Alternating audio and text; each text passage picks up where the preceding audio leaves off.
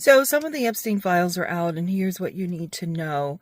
About 34,000 of them are waiting upload, and the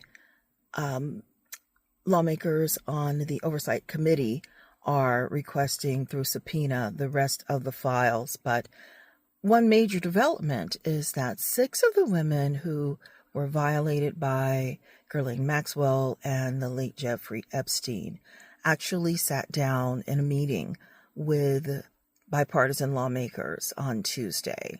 And those lawmakers came from that exchange feeling like justice needs to be served quickly. Speaker Mike Johnson spoke of his just disgust about the whole thing.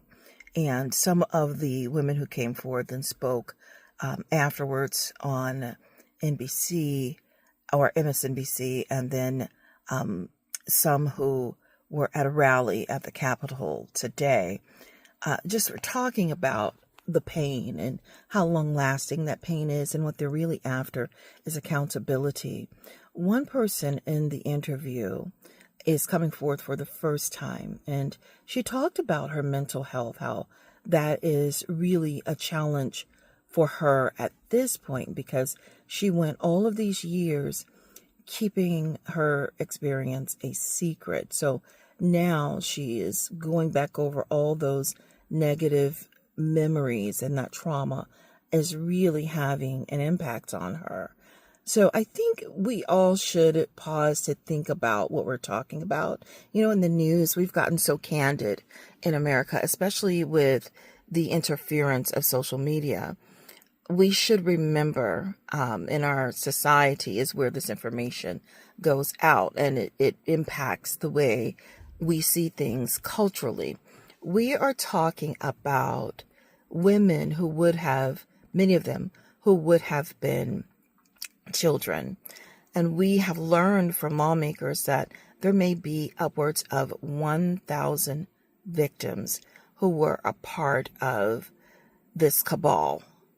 And we toss that word around, but we have to see the word for what it means. We have to see these victims for who they are. They're the little girl who is on the soccer team, hanging out with her friends at the movies, someone who could be your teenage daughter's friend. That's who they are. They were children, many of them.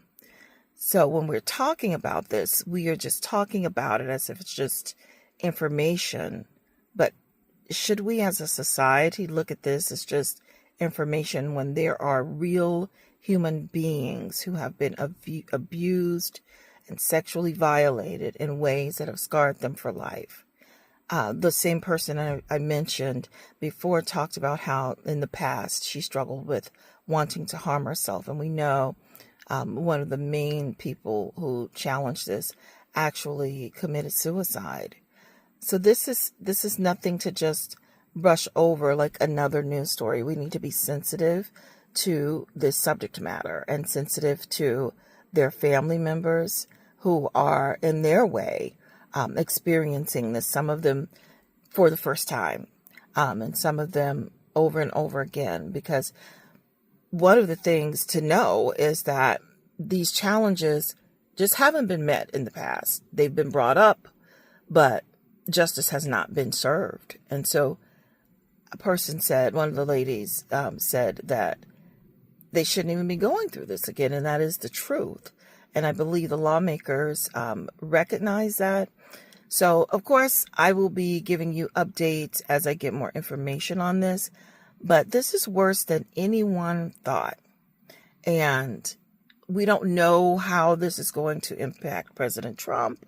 You know, many people that I saw in a rally across from the White House yesterday are just calling him a pedophile and saying, of course, he's in those files, and that he should be mainly the main person that should be held accountable.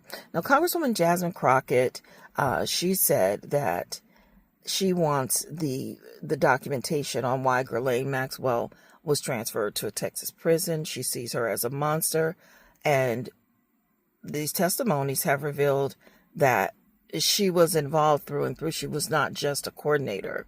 She actually was someone who engaged in the exploit, the sexual exploit, with many of the victims. And so it is just a really concerning and sad story.